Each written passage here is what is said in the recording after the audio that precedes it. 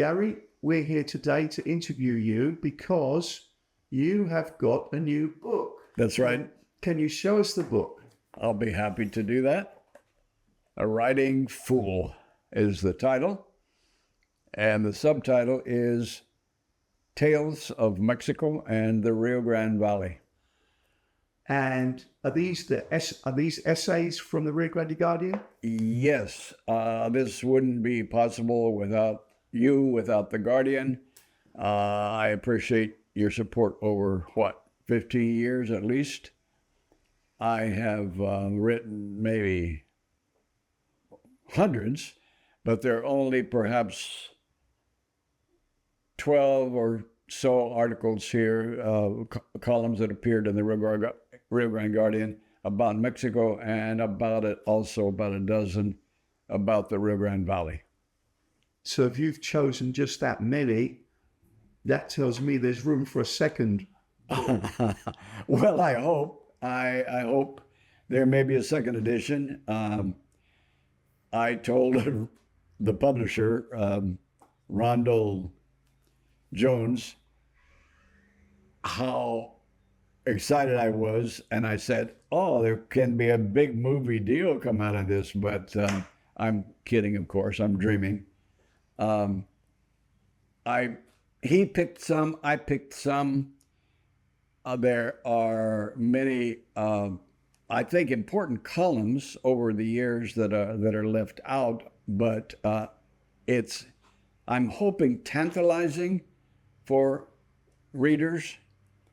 It's certainly, if they don't know anything about the Valley, they're going to learn a lot about the Valley and a little more about Mexico. If they're from the Valley and they're already aficionados, Anglos, Mexican Americans, Mexican citizens, whatever, I'm pretty sure they will, in some cases, disagree. I'm pretty strong in some of my convictions, but on the other hand, I'm hoping that they will agree with at least the conclusion that I love Mexico, that I want to promote Mexico and promote the Rio Grande Valley as well. And you focus a lot on Mexico, one, because you love the country, but two, you used to live there and work there. Yes. My wife is from Mexico City. I taught at Cholula, La Universidad de las Americas, for 2 years. I taught here in Spanish at the what used to be Pan American University, then became University of Texas, Rio Grande Valley. And we had a period of exchanges. A professor from there taught here. I and another professor taught down there. As they say in The King and I, by your students you will be taught. I learned a lot from that experience and from my students. I certainly improved my Spanish simply by teaching in Spanish. The students were so helpful. I would be searching and they would say, "Usted quiere decir, you mean to say tal cosa, this thing?" And I would say, "Yes, that's it. So both language and concepts I picked up from that experience. And then my kids are Mexican American, and we've traveled a bit there. I've traveled throughout Mexico.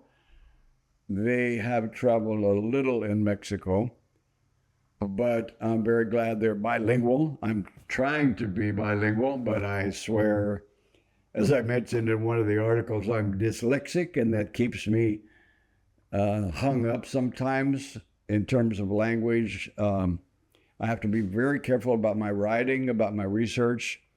When I discovered I was dyslexic, and I talk about that here in the book, it made a big difference in my life. When I helped other students uncover the fact that they were dyslexic, it often, I could say, changed their lives. They thought they were stupid, and now they know they're not stupid. Anyway,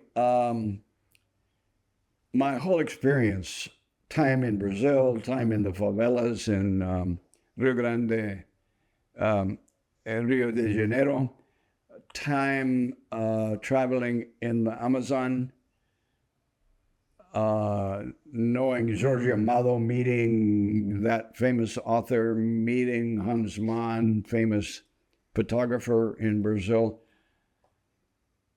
going to Cuba later, taking students, all of that kind of merged. And in fact, I wrote about it. The very last chapter deals with me in a fictional way, crossing the Darien Gap, coming in with a group of Haitian migrants, crossing through Panama, crossing through Belize, crossing Mexico.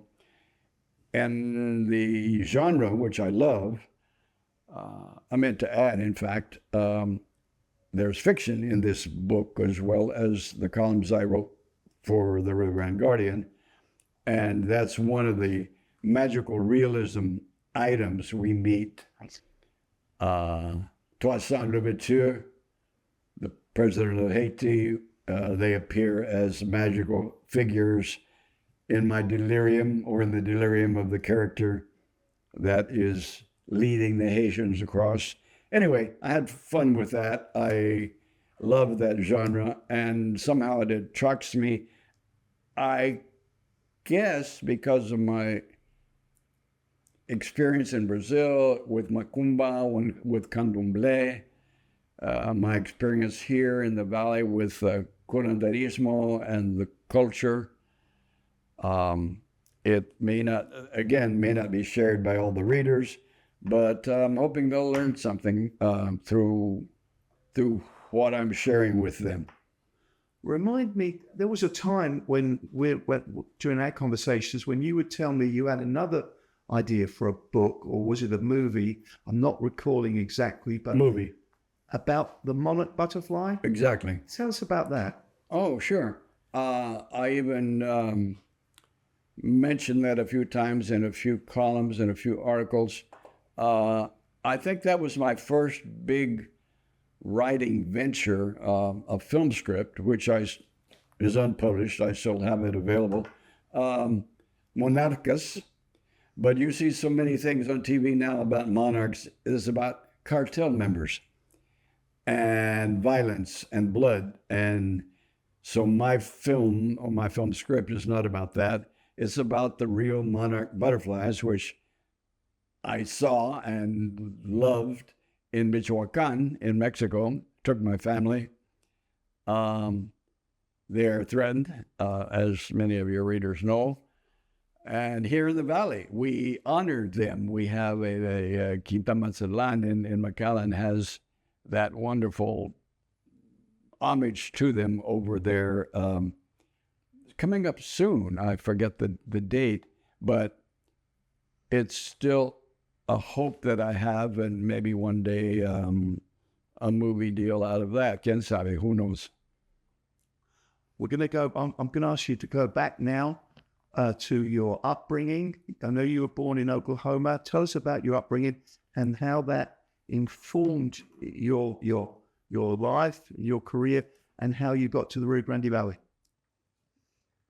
I think that probably says a lot. In fact, the first story about the chocolate Twinkie is definitely an autobiography in which I start with my childhood in Oklahoma, my Native American Indian friends, my black friends. But I was born in rural Oklahoma and didn't have a whole lot of cultural diversity in my life at that point. But I loved it. And at one point we moved to New Mexico, to Hobbs, and I had a Mexican girlfriend who lived in a boxcar. And that meant, of course, she was very, very poor. But I didn't know that. And I was so jealous. I wanted to live in a boxcar. Anyway, they would have me over. We would have spicy New Mexican food. I would get angry because I could not understand the Spanish jokes on the radio that they were listening to.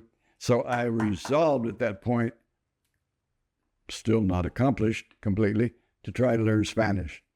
And so you're quite right. Scenes like that from my childhood led me to an interest in other cultures, other ethnic groups, and I think led to some of my politics, which is very much pro-civil rights, fighting for the rights of other ethnic groups, minority groups, women, feeling very anxious right now in our times in 2025 when some of those rights are under attack. And I guess that's back to the title, Riding Fool. My family fears for me, fears for you, for the Rio Grande Guardian, for any of us who push back against what we're seeing from the U.S. government.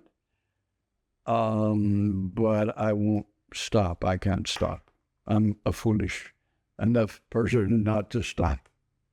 So how did you get to the Rio Grande Valley? Studied at UT Austin, did my PhD there, did my master's at Berkeley, PhD at Austin, came down to teach at St. Mary's University, and was there for several years, and then came here when it was Pan American University, and then it morphed into the University of Texas, Rio Grande Valley, and I've been here, 44 years teaching, but retired now. What was your PhD in, and what did you teach? The field is called government at Austin, but that means political science, and that was my department here. But my field within political science was Latin American politics and Mexican politics. The advanced and the graduate teaching, or those were in those areas.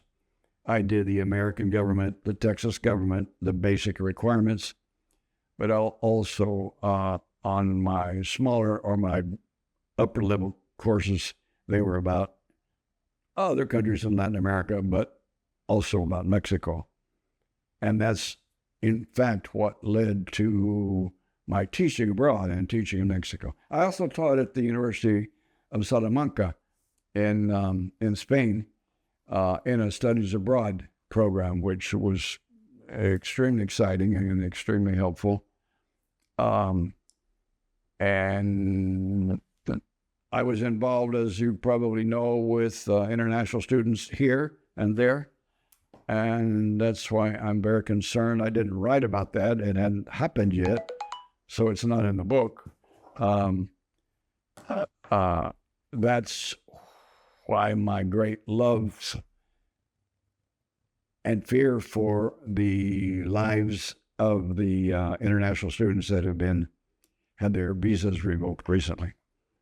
And my concern for our own students who are now deprived of that influence and those friendships from international students. So throughout your career, you've always been involved in the liberal arts side of education. Tell us why that's important.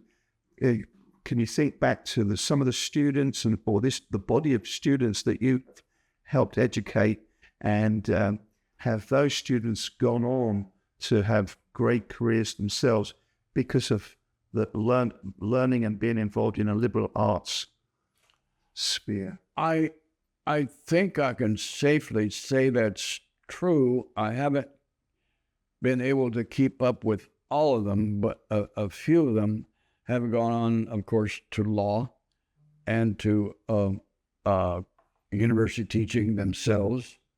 So if I have helped them do that, I'm proud of that. I'm glad of that.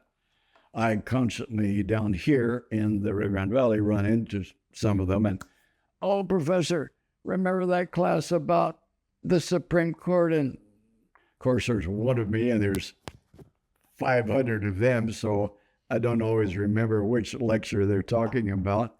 But I think indeed I can count on both hands, at least, numbers of students who have gone on to excel in science, in higher education, and I appreciate their interest and their help, and I'm sure they appreciate. I know they appreciate mine, so that gives me a lot of pleasure. And you plan to keep on writing?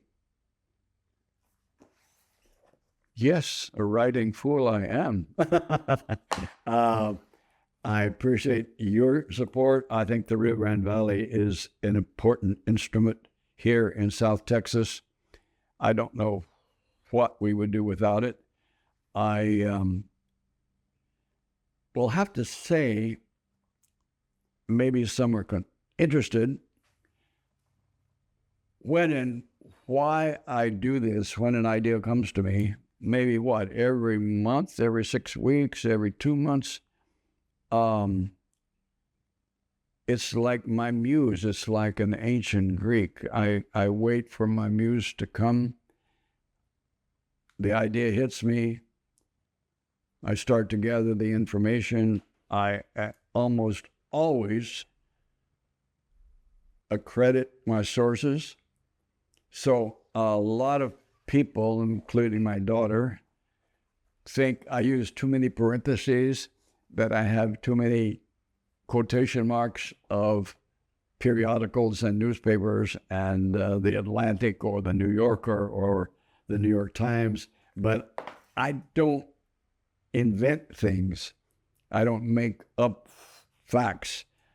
I use the facts that I find all around us, and I qualify them, or I quote them, and I spin off of that information and compile them into the 1-page, 2-page column that then gratefully, gracias a Dios, gets published.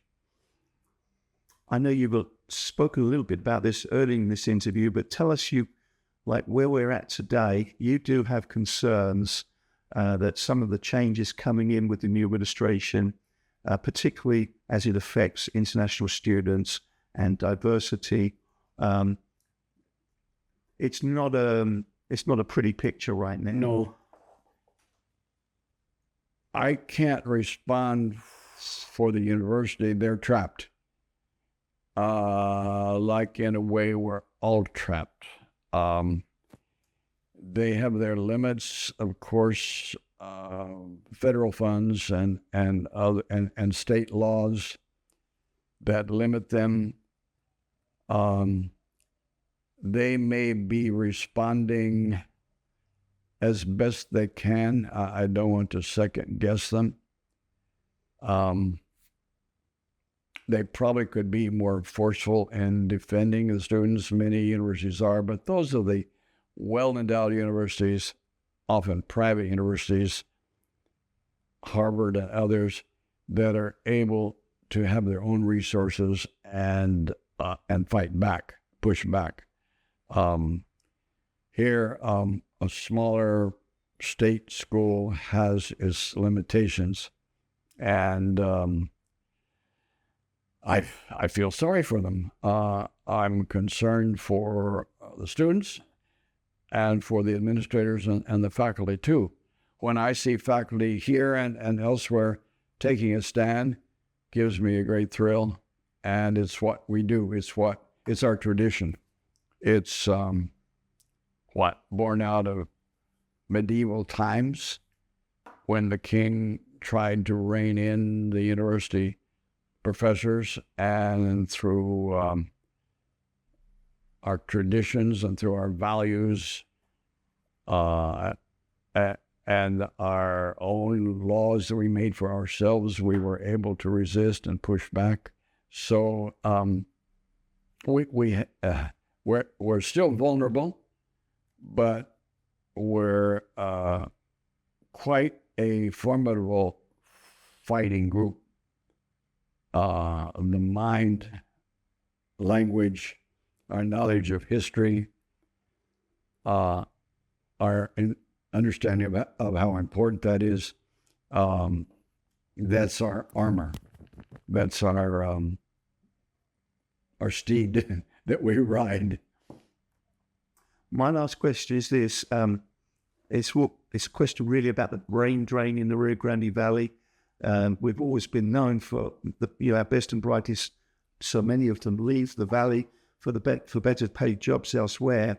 And it was once said to me, maybe a year or two back, from the president of South Texas College, Ricardo Solis, that there's like 28 different universities from outside the valley here recruiting our students.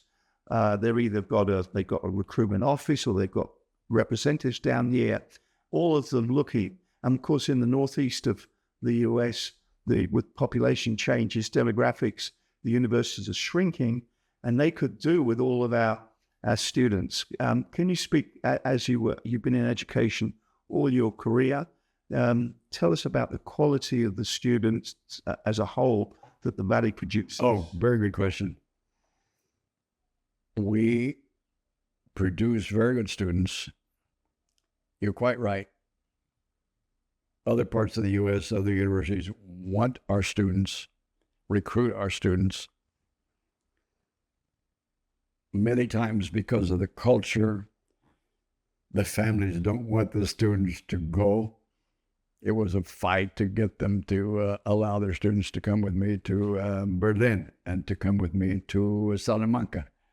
I said, oh, please, please, please. Nothing's going to happen to them. They'll be fine. However, I don't consider it a brain drain. I consider it maybe our role. I think we're doing a great thing in producing this quality of student. Now, this is a small percent. I wish there was more jobs for the rest, but a few do go on to other universities, higher education, graduate school, law school, especially our students in political science. Probably the great majority of them opted for law school. And maybe artificial intelligence will put them out of business in a few years. Quién sabe, who knows? But right now, they have that opportunity and they're going for it. And UTRGV and STC and other institutions in this area are giving them that chance. Well, Gary, those were all the questions I had. If I missed anything out, is there anything else you'd like to add, either about the book or your career or in state education, our economy, anything else you want to say? Well, I appreciate the opportunity to share. I think the buyers, potential readers of the book will have a good time with it. I think it'll be a pleasure. Often I try to be very funny. I don't know if I always come off with the humor noticeable to the reader, but recently I had one friend who was criticizing me for a couple of my recent articles that I've sent to the Rio Grande Guardian, saying, they're so glum, they're so dark. Where's the lightness? And I say, well, Chihuahua, I have a little hope, but I don't want to be unrealistic. I don't want to be more foolish than I actually am. Could be that there is some Deus ex machina that can come out of the sky and help us.